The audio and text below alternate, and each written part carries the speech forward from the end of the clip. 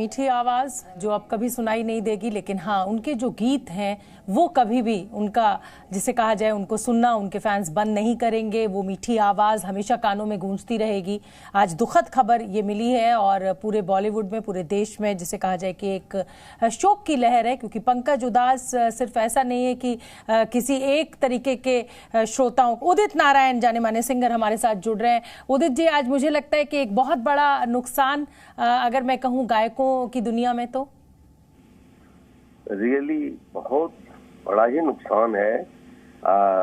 It is big loss for film industry, music industry. मतलब can't believe के Pankaj Udhas ji is no more. Can't believe. He was such a genuine person and ghazal maestro he was. Udit ji, कोई उनकी पंक्तियां आपको याद आ रही हैं आज इस मौके पे, जब आप कभी आपने उनको लाइव सुना हो?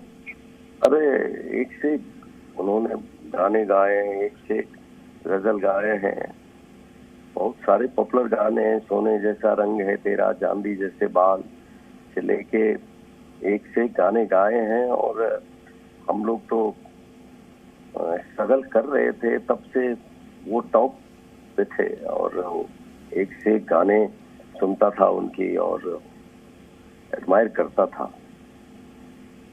उदित जी, आपने बताया कि आप संघर्ष जब कर रहे थे उस समय वो स्टार थे। कभी कोई ऐसा अनुभव जो आपको लगा हो कि उन्होंने आपसे कहा हो और आज आपको याद आ रहा हो?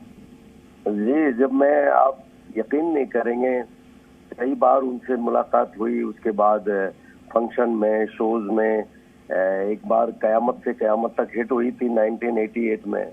तो पटना में कोई दुर्गा पूजा का शो था, तो उसमें पंकज जी परफॉर्म कर रहे थे, मतलब अपने टीम के साथ। तो मैं उनको देखता रहा, सुनता रहा। फिर उसके बाद मेरा टर्न आया, लेकिन मैं देखा कि क्या दिल से परफॉर्म कर रहे हैं, स्टेज पे बैठे हुए हैं हारमोनियम लेके और साथ में उनके बजाने वाले, और वो किस तरह परफॉर्म दे रहे थे। तो वो सब मेरे दिमाग में घूम रहा है आज तक। और जब मैं फिल्म इंडस्ट्री में मेरे गाने सब पॉपुलर हुए तो वो हमेशा मुझे बोलते थे, अरे उदित यार बहुत अच्छा गा रहे हो, कई गाने तुम्हारे मेरे फेवरेट हैं। पहला नशा पहला खुमार जो जीता वो सिकंदर में, क्या खूबसूरत गाना गाया आप तुमने।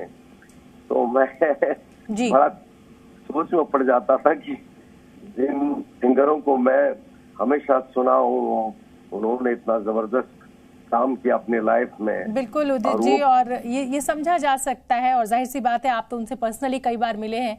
और बहुत बहुत धन्यवाद जी न्यूज़ से आपने बात की। अनूप जलोटा जी मेरे साथ जुड़ गए हैं। अनूप जी, आप तो खुद गजल सिंगर रहे हैं और पंकज उधास की अपनी एक जगह इस पूरी दुनिया में थी। आज मुझे लगता है कि बहुत दुखद खबर है ये हम सभी के लिए। बहुत दुखद है और मुझे तो विश्वास ही नहीं हो रहा, बिकॉज हम लोगों का याराना था।